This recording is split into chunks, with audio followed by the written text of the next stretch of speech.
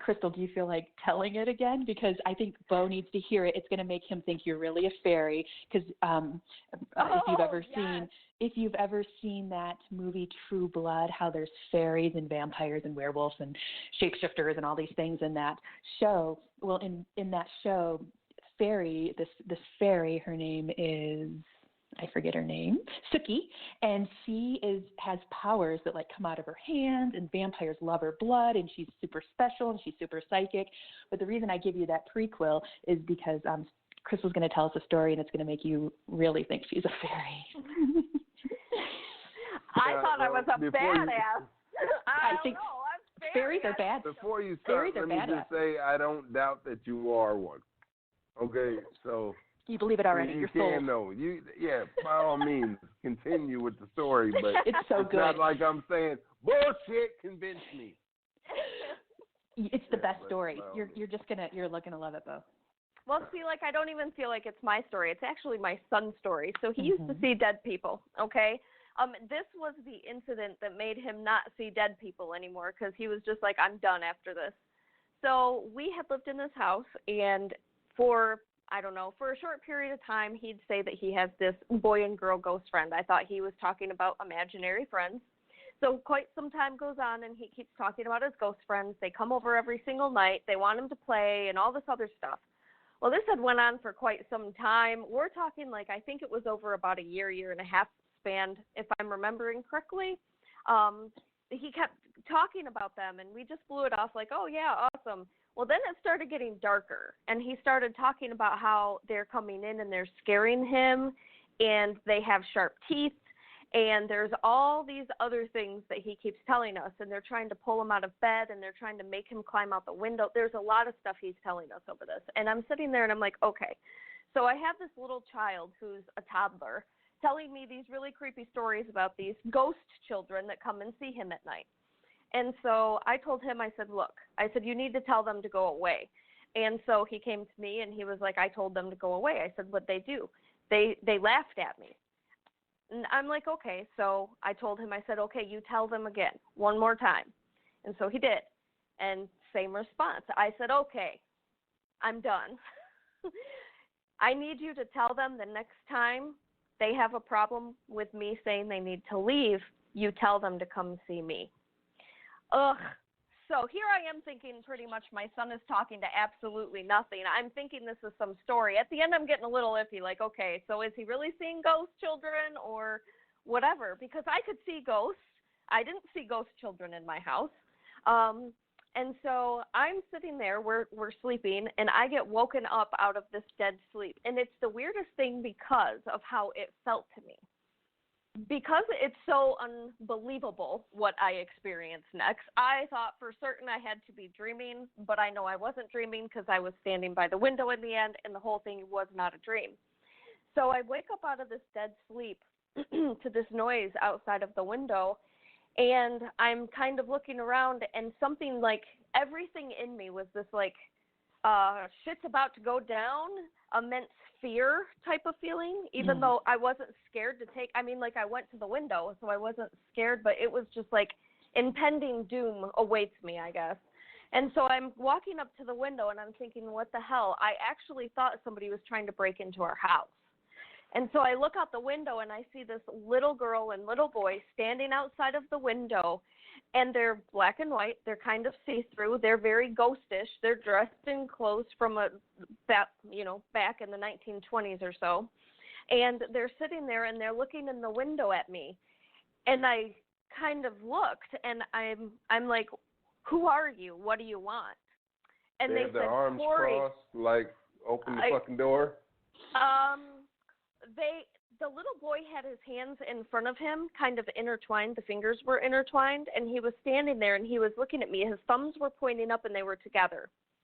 And he was standing there staring at me, and they had these, like, dark, they had these dark sockets. They didn't have eyes. They had dark sockets. And I'm sitting there, and I keep trying to look, and spirit speaks telepathically a lot of the times, especially negative spirit from my own personal experiences. And so they said, Corey told us that you wanted to see us. And I'm sitting there, and I'm like, you're like, which Corey? I don't know a Corey. I have no son. I have no son. You mean Corinthian? I'm sure. Can we I talk? can get the Bible. I got the Bible somewhere. Let me touch base with him first, and then we can. I'll be right back with you, kids. We'll have a sit down. Okay. No. Okay. How about you stay right there? Okay. Wait. I'm gonna go. Click, click, click. It's called the ghost fucking bus. Where's the stage at? God damn it, where's the stage? So, yeah, that's not how I was feeling. But, yeah, okay. I mean, I don't know. It's different. I saw bad stuff my whole life, so I don't know. It's just different. My friends are like that. I'm going to tell you, I've got some serious stories. We could be here all night. We should just do like a Ghost Stories with Crystal episode at some point. Yeah.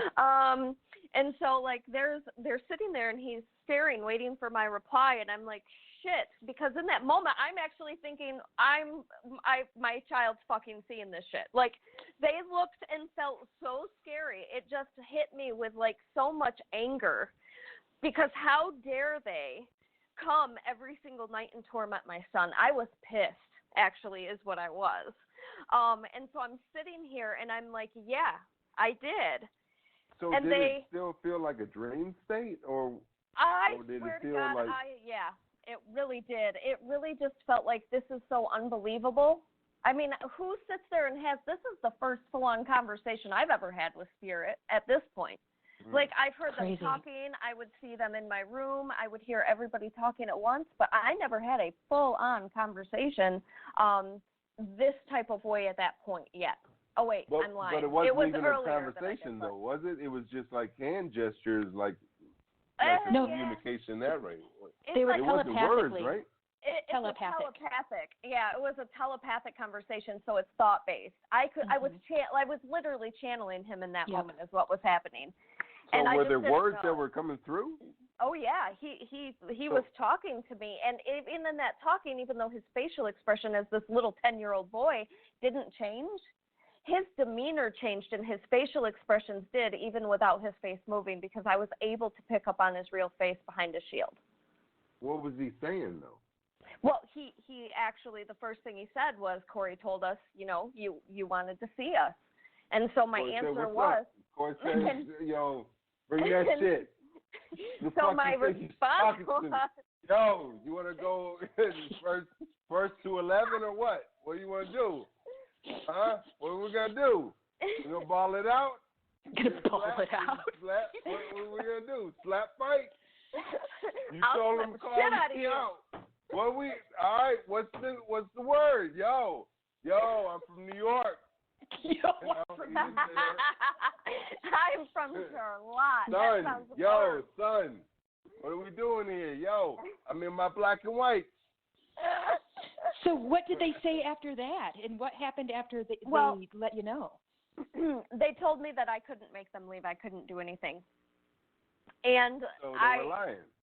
I don't think they knew. I don't know if they knew I couldn't. I feel like Spirit knows everything, but yeah, they pretty much told me that I was crazy and there was nothing I could do. And so I looked at them and I said, you're going to leave my son alone. And they just smiled at me, and their teeth were super big, huge, sharp teeth. It was almost like they had these big, yes, a venom mouth, both of them. And it was just insane. And as soon as I saw that, I took my hand and I shot it out at them. And I said, you're going to go, pretty much. And I shot light through my hand, and the light hit them both and threw them. So she's a fairy, just like Sookie. So when you said that, you said you're not going to fuck with us anymore. Yeah. Right? Yeah. Oh, yeah. And then they covered their mouth, even though they had big, like, fangs and shit. They were like, shit. She's trying to tell motherfucking who's doing what, right. when, where, what, and how. And then you hit them with that Iron Man ray out the palm. And they were like, oh, shit. She's for real. she's got us on that shit. She didn't know. I didn't know she knew that she could do that. Oh wow, craziness! And then they like spin off into the orbit. Exactly. Pretty exactly much. What happened. Exactly. Word for fucking word. Well, because ego and evil and ego and let's just call it low range or mid range souls are ego oriented. So I don't think that they can see above and beyond like our spirit guides can. I think they're stuck in a lower frequency, and I think that they can't read it all. So they thought they were just going to harass a single mom with her son who's psychic and she's psychic. They thought they were going to harass you.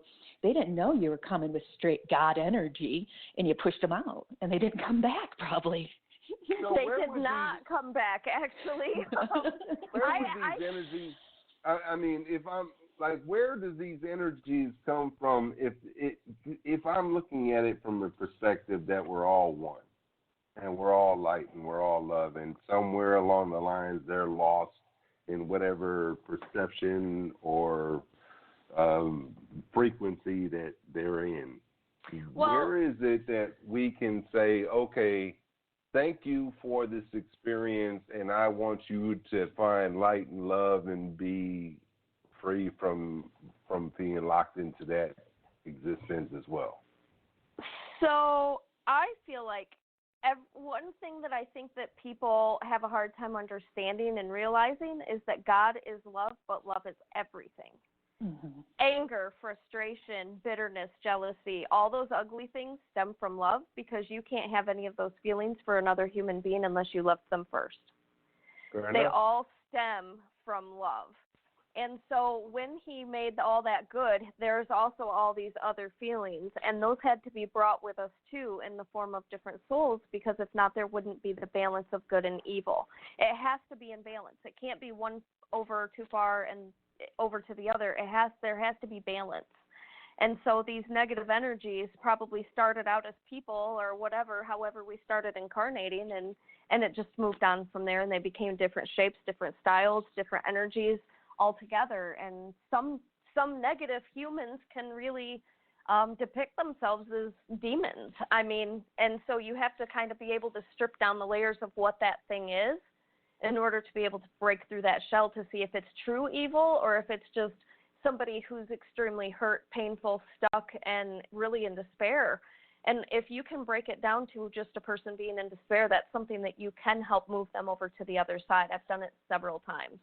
I mean, when it comes to like pure evil in somebody who's really just hurting, I mean, where is that line? Because ultimately it's the same, right? Or is the pure evil something that was sent from the pure love to have that polarity, I believe that it was sent from pure love to have that duality.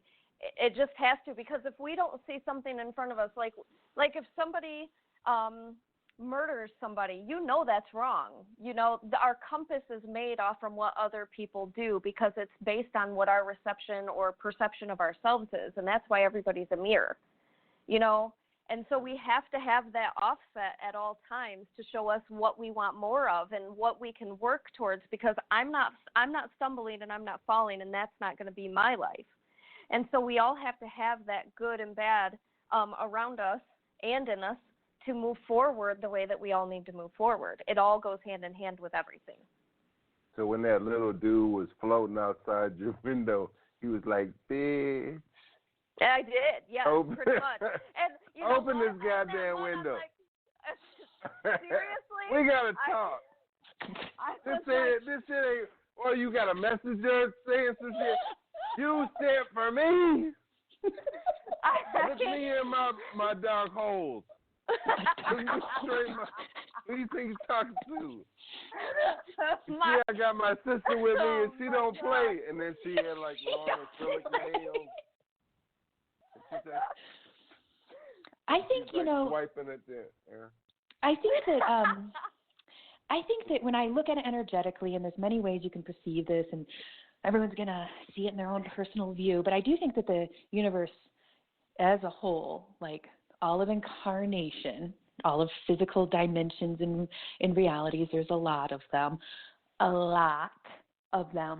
I do believe that for the most part we come from all heart energy, and